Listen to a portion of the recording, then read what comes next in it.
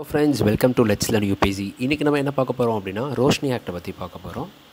ரோஷினி ஆக்ட்னா என்ன, ரோஷினி ஆக்டை பற்றி என்னென்ன கான்ட்ரவர்சிஸ்லாம் ப்ரிவேல் ஆச்சு, அண்ட் ஹை கோர்ட்டோ சரி சுப்ரீம் கோர்ட்டோட ரூலிங்ஸ் என்னெல்லாம் இருந்துச்சு, அண்ட் இப்போ என்ன அதோட நியூஸ் என்ன இப்போ இருக்குது, கரண்ட் ஸ்டேட்டஸ் என்ன அப்படின்றத பற்றி நம்ம இந்த வீடியோவில் பார்க்கலாம்.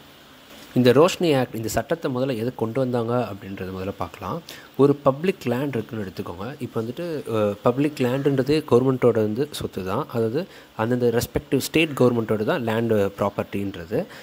இந்த இந்த சட்டம் பார்த்தோன்னா குறிப்பிட்ட ஜம்மு அண்ட் காஷ்மீரை பொறுத்த வரைக்கும் ஓகேவா, இந்த ஒரு லேண்ட் இருக்குது. இந்த பப்ளிக் லேண்டில் பார்த்தோம் அப்படின்னா ஒரு இல்லீகல் என்க்ரோச்மெண்ட் நடந்திருக்கு. அதாவது ஒரு புவரான மக்கள் என்ன பண்ணியிருக்காங்கன்னா இந்த கவர்மெண்ட்டோட சொத்தில் போயிட்டு இடத்த ஆக்கிரமிச்சு அவங்க அக்ரிகல்ச்சரோ ஏதோ ஒரு கன்ஸ்ட்ரக்டிவ் ஒர்க்கை வந்துட்டு அவங்க மேற்கொண்டிருக்காங்க. எதனால அவங்களோட வாழ்வாதாரத்துக்காக வந்துட்டு அவங்க இது மாதிரி ஒரு இல்லீகலாக வந்து என்க்ரோச் பண்ணியிருக்காங்க. இந்த இஷ்யூ வந்து அட்ரஸ் பண்ணுறதுக்காக தான் இந்த ஆக்ட்ன்றது கொண்டு வந்திருக்காங்க. இது எப்படி அவங்க வந்துட்டு வெளியே போங்க துரத்தி விட்டாங்க அப்படின்னா அவங்க என்ன பண்ணுவாங்க, வாழ்வாதாரத்துக்கு ரொம்ப கஷ்டப்படுவாங்க. அது மாதிரி இல்லாமல் இருக்கிறதுக்காக தான் வந்துட்டு இந்த ரோஷினி ஆக்ட்ன்றது கொண்டு வந்தாங்க. இந்த ஆக்ட் என்னென்னு பார்த்தோம் அப்படின்னா Jammu and Kashmir state lands vesting of ownership to the occupants, அதாவது அங்கே இருக்க அந்த ஆக்குபென்ட் பண்ணியிருக்காங்களோ அவங்களுக்கு அந்த இடத்த வந்துட்டு ஓனர்ஷிப்ன்ற அந்த டைட்டில் கொடுக்கறது தான் வந்துட்டு இந்த ஆக்ட். இது 2001 வந்துட்டு கொண்டு வராங்க. சட்டம் பார்த்திங்கன்னா அப்போதைக்கு இருந்த கவர்மெண்ட் வந்து national conference government led by Farooq Abdullah அவரால் வந்துட்டு இந்த சட்டமானது இயற்றப்பட்டது. அண்ட் நான் முன்னாடியே சொன்னபடி இந்த ஆக்டை பார்த்தோம் அப்படின்னா இந்த ஓனர்ஷிப் வந்து இந்த ஆக்குபென்ஸுக்கு வந்து இந்த ஓனர்ஷிப்ன்ற அந்த டைட்டில் கொடுக்கறதுக்காக தான் இந்த ஆக்டானது. அந்த டைட்டில் கொடுக்கறதுக்கு வந்துட்டு ஒரு ஃபீ பே பண்ணுவாங்க. இந்த செட் ஆஃப் பீப்புளுக்கு வந்துட்டு இவ்வளோ தான் ஃபீ அப்படின்னு சொல்லிட்டு கவர்மெண்ட்டே வந்துட்டு டிட்டர்மைன் பண்ணியிருப்பாங்க. அந்த ஃபீ மட்டும்தான் வாங்குவாங்க. அந்த இடத்துக்குன்னு எந்த ஒரு காசும் கிடையாது, வெறும் அந்த டாக்குமெண்ட்ஸுக்கு மட்டும்தான் அந்த காசானது, அவ்வளோதான். அண்ட் இந்த 2001 ஆக்ட் பார்த்தோம் அப்படின்னா 1990 தான் வந்துட்டு ஒரு கட் ஆஃப் டேட்டாக வச்சுருக்காங்க. அதாவது 1990 முன்னாடி வரைக்கும் வாழ்ந்தவங்க யாரெல்லாம் அந்த ஆக்குபென்ஸ் பண்ணியிருக்காங்க அப்படின்னா அவங்க வந்துட்டு இந்த இடத்த ஓனர்ஷிப் ஆக்கிறதுக்கு அவங்க வந்துட்டு எலிஜிபிலிட்டி அப்படின்னு சொல்லிட்டு அவங்க செட் பண்ணுறாங்க.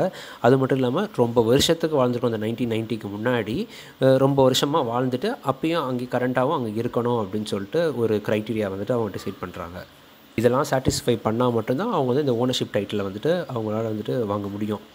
ஸோ இது மூலியமாக வந்துட்டு கவர்மெண்ட் என்ன வந்துட்டு ஒரு டார்கெட் வச்சுக்கிட்டாங்க அப்படின்னா இது விற்கிற மூலியமாக பணம் வந்து அந்த ஃபீ கலெக்ட் பண்ணுறாங்களா அந்த அமௌண்ட் வந்து 75,000 கோடி வந்துட்டு நம்ம ஏர்ன் பண்ணலாம் இந்த இடத்துக்கு வந்துட்டு அந்த ஆக்குபென்ஸுக்கு கொடுக்க முடியுமா அப்படின்னு சொல்லிட்டு அவங்க வந்து திட்டமிச்சாங்க. அந்த அமௌண்ட்டை வந்துட்டு ஹைட்ரோ பவர் ப்ராஜெக்ட்டுக்காக வந்துட்டு ஜென்ரேட் பண்ணுறதுக்காக இந்த ஆக்ட் ஆனது வந்துட்டு கொண்டு வந்தாங்க. ஆக்சுவலி அதுதான் வந்துட்டு மெயின் ரீசன். அப்புறம் காலம் போக போக பார்த்தோம் அப்படின்னா இப்போ ஒரு ஆக்ட் இருக்குதுன்னா அடுத்த கவர்மெண்ட் வரும்போது அதில் ஒரு சின்ன மாடிஃபிகேஷன்ஸ் கண்டிப்பாக செய்வாங்க. அதே மாதிரி தான் 2005 பார்த்தோம் அப்படின்னா பிடிபி காங்கிரஸ் கொலிஷன் கவர்மெண்ட் வந்துட்டு 2004 வந்துட்டு கட் ஆஃப் டேட்டா வந்துட்டு மாற்றுறாங்க. 1990 வந்துட்டு இதுக்கு முன்னாடி ஒரிஜினல் இந்த ஆக்டில் வந்துட்டு இது பண்ணது 1990 ஆனது.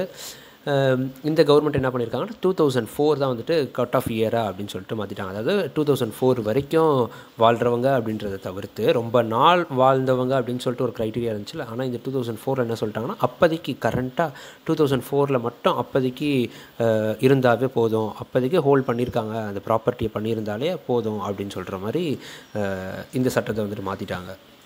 அண்ட் லேட்டராக பார்த்தோன்னா 2007 வந்துட்டு குலாம் நபி ஆசாத் கவர்மெண்ட் பார்த்தோன்னா 2007 வந்துட்டு கட் ஆஃப் இயரை வந்துட்டு மாற்றிட்டாங்க. அண்ட் நான் முன்னாடியே சொல்லியிருந்தேன் பார்த்தீங்களா, இப்போ அந்த இடத்த வந்து ஹோல்ட் பண்ணியிருக்காங்க, ஏதாவது வந்து ஒரு ஆக்டிவிட்டி பண்ணிக்கிட்டு இருக்காங்க, அப்படி ரொம்ப வருஷமாக வாழ்ந்துட்டுருக்காங்க அப்படின்னா அவங்களுக்கு வந்துட்டு ஃபீ மட்டும்தான் பே பண்ணணும். அதுன்றது தவறாக சொல்லிட்டேன் நான். அக்ரிகல்ச்சர் ஒர்க் மட்டும் அவங்க பண்ணியிருந்தாங்கன்னா அக்ரிகல்ச்சர் வந்து முதன்மையாக வந்துட்டு அவங்களோட வாழ்வாதாரத்துக்காக அவங்க வந்துட்டு அதில் அந்த இடத்துல ஜென்ரேட் பண்ணுறாங்க அப்படின்னா அவங்களுக்கு அந்த லேண்ட் வந்து ஃப்ரீ, காசே கிடையாது, வெறும் வந்துட்டு ஃபீ மட்டும்தான், டாக்குமெண்ட் ஃபீ மட்டும்தான் அவங்க பே பண்ணுற மாதிரி இருக்கும். அதுவே வந்துட்டு வேறு ஏதாவது அக்ரிகல்ச்சரை தவிர்த்து ஏதாவது கன்ஸ்ட்ரக்டிவ் ஒர்க் பண்ணுறாங்க அப்படின்னா அவங்க வந்துட்டு அதுக்கு முன்னாடி என்ன பண்ணணுன்னா நான் இது மாதிரி அக்ரிகல்ச்சர் பண்ணல, அக்ரிகல்ச்சர் தவிர்த்து நான் அக்ரிகல்ச்சர் பண்ணாமல் இந்த ஒரு ஒர்க்கு பண்ணுறேன் அப்படின்னு சொல்லிட்டு முதல்ல வந்துட்டு கவர்மெண்ட்டை வந்துட்டு அவங்க அப்ரூவல் வாங்கணும். அதாவது அங்கே இருக்க கமிட்டி கவர்மெண்ட்டை வந்துட்டு சைன் வாங்கினா அப்படி மட்டும்தான் அதுக்கு வந்து ஒரு ஃபீ இருக்குது. அதெல்லாம் பே பண்ணிட்ட பிறகு தான் அவங்க வந்துட்டு அதுக்கப்புறம் வந்துட்டு இந்த லேண்டுக்கும் பே பண்ணணும், அதுக்கான ஃபீ டாக்குமெண்ட் ஃபீயும் அவங்க பே பண்ணணும் அப்படின்னு சொல்லிட்டு கொண்டு வராங்க.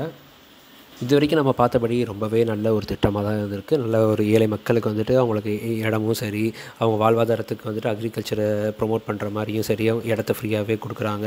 இது மாதிரி நல்ல விஷயம் இருந்தாலும், என்ன தான் நல்ல விஷயம் இருந்தாலும் நம்ம இதில் இருந்தால் ஊழல்ன்றது நடக்குமே, அதே மாதிரி தான் இந்த சட்டத்தில் நடந்துச்சு.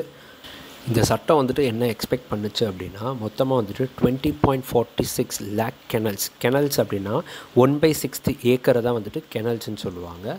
அது மாதிரி 20.46 லேக் கெனல்ஸை வந்துட்டு, அதாவது 1.02 லேக் ஹெக்டர்ஸ் ஆஃப் லேண்டை வந்துட்டு இந்த ஏழைப்பட்ட மக்களுக்கு வந்துட்டு பப்ளிக் லேண்டை வந்து அவங்களோட ப்ரைவேட் லேண்டாக வந்துட்டு அவங்களுக்காக மாற்றணும் அப்படின்றது வந்துட்டு இவங்க எக்ஸ்பெக்ட் பண்ணாங்க.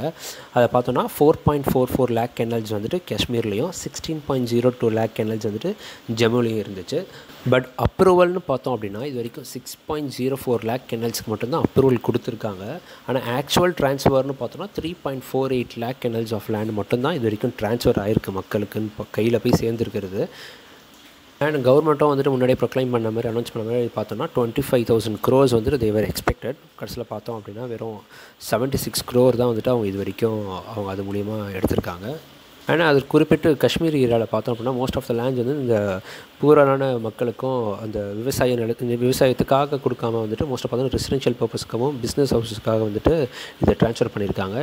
பெரிய ஒரு ஊழலானது நடைபெற்றிருக்கு. And what is the controversy என்ன அப்படின்னு பார்க்கலாம். 2014 பார்த்தோம் அப்படின்னா சிஏஜி வந்துட்டு ஒரு ரிப்போர்ட் ரிலீஸ் பண்ணியிருக்காங்க. அதில் என்னென்னா, it highlighted irregularities in the scheme and called it a scam அப்படின்னு சொல்லிட்டு, இந்த ஆக்ட் மூலிமா பார்த்தோம் அப்படின்னா கரப்ஷனை வந்துட்டு பயங்கரமாக ஃபியூல் பண்ணியிருக்கு அப்படின்னு சொல்லிட்டு நிறைய பேர் குற்றச்சாட்டு விட்டுருக்காங்க. குற்றச்சாட்டும் இல்லாமல் அதுதான் உண்மை. பிட்வீன் 2007 to 2013 பார்த்தோம் அப்படின்னா 25,000 crore எக்ஸ்பெக்ட் பண்ணதில் வந்துட்டு வெறும் 76 crore தான் வந்துட்டு அவங்க ஜென்ரேட் பண்ணியிருக்காங்க இந்த ஸ்கீம் மூலியமாக. அண்ட் இந்த இடமானது பார்த்தோம் அப்படின்னா அலோகேஷன்ஸ்லாம் பார்த்தோன்னா வந்துட்டு ரொம்ப இன்ஃப்ளூயன்ஷியலான bureaucrats, politicians and police officers அவங்க ஃபேவராகவும் சரி, அவங்களுக்கு சொந்தக்காரங்க அது மாதிரி இருக்க அவங்களுக்கே வந்துட்டு அந்த இடத்துல அவங்க எடுத்திருக்காங்க. ஆக்சுவலாக எதிர்பார்த்தப்பட்ட அந்த ஏழை மக்களுக்கு வந்துட்டு அது போய் சேரலை. இன் 2015 பார்த்தோம் அப்படின்னா இந்த ஸ்டேட் விஜிலன்ஸ் ஆர்கனைசேஷன் பார்த்தோம் அப்படின்னா அவங்க வந்துட்டு சில மக்கள், அதாவது சில பீப்புள்ஸ் வந்துட்டு தங்களோட ஃபேவருக்காக பல இடங்களை வந்து குவிச்சாங்களா அவங்க பக்கம், அவங்க மேலெலாம் வந்துட்டு எஃப்ஐஆர் வந்துட்டு அகெயின்ஸ்டாக வந்து ஃபைல் பண்ணாங்க.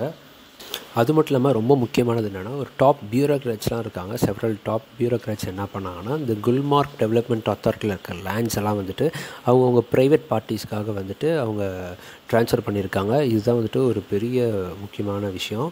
இதை வந்துட்டு குல்மார்க் லேண்ட் ஸ்கேம் அப்படின்னு சொல்லிட்டு சொல்லுவாங்க. அப்புறம் 2018 பார்த்தோம் அப்படின்னா அக்டோபரில் வந்துட்டு governor of Jammu and Kashmir Satyapal Malik அவர் என்ன பண்ணார் அப்படின்னா, இந்த ஆக்டை வந்துட்டு ரிப்பீல்டு பண்ணிட்டாங்க. அதாவது இந்த ஆக்ட் இனிமேல் செல்லுபடி ஆகாது அப்படின்றது மட்டும் இல்லாமல் இது வந்து ப்ராஸ்பெக்டிவ்லி அப்படின்ற மாதிரி சொல்லிட்டாங்க. நாட் ரெட்ரோஸ்பெக்டிவ்லி இல்லாமல் ப்ராஸ்பெக்டிவ்லி அப்படின்னா வந்துட்டு பெண்டிங்கில் இருக்க அலாட்மெண்ட்ஸ்லாம் இருக்கும்ல, அது வந்துட்டு யாருக்கும் வந்துட்டு மாற்றப்படாது. இட் வாஸ் கம்ப்ளீட்லி கேன்சல்டுன்ற மாதிரி ஃபர்தராக இனிமேல் யாருக்கும் கொடுக்க மாட்டாங்க அப்படின்னு. ரெட்ரோஸ்பெக்டிவ்னா இதுக்கு முன்னாடி கொடுத்ததை வந்துட்டு பறிக்க மாட்டாங்க. கொடுத்தது தான், சரி அவ்வளோதான், அது அவங்கக்கிட்ட தான் இருக்கும் அப்படின்னு சொல்லிட்டு அலாட்மெண்ட் பண்ணிடுறது தான். 2019 பார்த்தோன்னா இந்த கவர்னர் சத்யபால் மாலிக் வந்துட்டு இந்த ரோஷினி ஆக்டில் வந்து ஈடுபட்ட எல்லாரையும் வந்துட்டு ஸ்டேட் ஆன்டி கரப்ஷன் பியூரோ வந்துட்டு ஒரு ஆய்வு மேற்கொள்ளணும் அப்படின்னு சொல்லிட்டு அவங்க ஆர்டர் பண்ணுறாரு. அது மட்டும் இல்லாமல் பெட்டிஷன்ஸ் நிறையா ஃபைல் பண்ணுறாங்க ஹைகோர்ட்டில். என்ன அப்படின்னா, இந்த ஸ்டேட் விஜிலன்ஸ் ஆர்கனைசேஷன் வந்துட்டு சிபிஐக்கு வந்துட்டு இந்த கேஸ் வந்து நீங்கள் மாற்றணும், அவங்க வந்துட்டு இதை ஆய்வு செய்யணும் அப்படின்னு சொல்லிட்டு நிறைய பெட்டிஷன்ஸ் போடுறாங்க. அண்ட் இது மூலிமா ஹைகோர்ட்டோட ரூலிங்ஸ் என்ன அப்படின்றத பார்க்கலாம். ஹைகோர்ட் பார்த்தோன்னா அக்டோபர் 2020 என்ன சொல்கிறாங்க அப்படின்னா, the act as unconstitutional, illegal and unsustainable அப்படின்னு சொல்லிட்டு ஒரு வேர்டிக் கொடுத்துட்றாங்க. அது மட்டும் இல்லாமல் the SC held all allotments made under the Roshini act as void ab initio, அதாவது from the beginning. அது மட்டும் இல்லாமல் அப்புறம் சிபிஐக்கு வந்துட்டு ஹைகோர்ட் வந்துட்டு சொல்கிறாங்க, என்ன சொல்லியிருக்காங்க அப்படின்னா, இந்த ரோஷினி ஆக்ட் மூலிமா வந்துட்டு பெரிய ப்ராமினென்ட் பீப்புள்ஸ்லாம் லைக் பியூரோக்ராட்ஸு, பொலிட்டிஷியன்ஸு, இந்த போலீஸ் ஆஃபீஸர்ஸ்லாம் ஈடுபட்டிருக்காங்களா, அவங்க மேலே வந்துட்டு விசாரணை வந்துட்டு மேற்கொள்ளணும் அப்படின்னு சொல்லிட்டு சொல்கிறாங்க.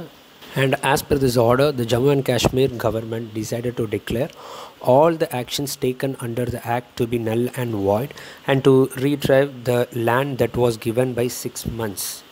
அண்ட் இப்போதைக்கு லேட்டஸ்ட் நியூஸ் என்னென்னு பார்த்தோம் அப்படின்னா, இந்த எஸ்சி ஜட்ஜ்மெண்ட், அதாவது ஹைகோர்ட் ஜட்ஜ்மெண்ட் கொடுத்துருந்தாங்கல்ல, இது மாதிரி இது வரைக்கும் கொடுத்த எல்லா இந்த சட்டத்து மூலியமாக சொன்ன எல்லா இடமும் ட்ரான்ஸ்ஃபர் பண்ணது எல்லாத்தையும் கேன்சல் பண்ணணும் அப்படின்னு சொல்லிட்டு அவங்க ஜட்ஜ்மெண்ட் கொடுத்துருந்தாங்க. இதுக்கு வந்து ரிவ்யூ பெட்டிஷனாக வந்துட்டு ஜம்மு அண்ட் காஷ்மீரோட கவர்மெண்ட் வந்து ரிவ்யூ பெட்டிஷன் ஃபைல் பண்ணியிருக்காங்க. அது என்னென்னா, ஒரு சில மாடிஃபிகேஷன்ஸ்லாம் பண்ணுங்க. லைக் என்னென்னா, இந்த பெட்டிஷனில் என்ன சொல்கிறாங்க அப்படின்னா, அலாட்மெண்ட் டிக்ளேர் பண்ண எல்லா இடத்தையுமே வந்து நல் அண்ட் வாய்ட் அப்படின்னு சொல்லிட்டோம் அப்படின்னா, நிறைய புவர் பீப்புள், காமன் பீப்புள்ஸ் இருக்காங்களா, அவங்களுக்கு கொடுக்கப்பட்ட இடத்த வந்து திருப்பியும் பறிக்கப்பட்டால் அவங்க வந்து ரொம்ப சஃபர் ஆகுவாங்க அப்படின்னு சொல்லிட்டு இந்த ரிவ்யூ பெட்டிஷன்ஸில் வந்துட்டு ஃபைல் பண்ணுறாங்க.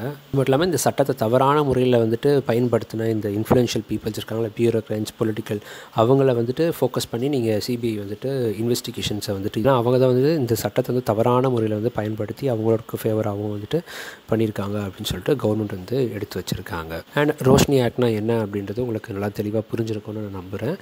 இந்த வீடியோ உங்களுக்கு பிடிச்சிருந்துச்சுன்னா லைக் பண்ணுங்கள், ஷேர் பண்ணுங்கள், சப்ஸ்கிரைப் பண்ணுங்கள். நன்றி.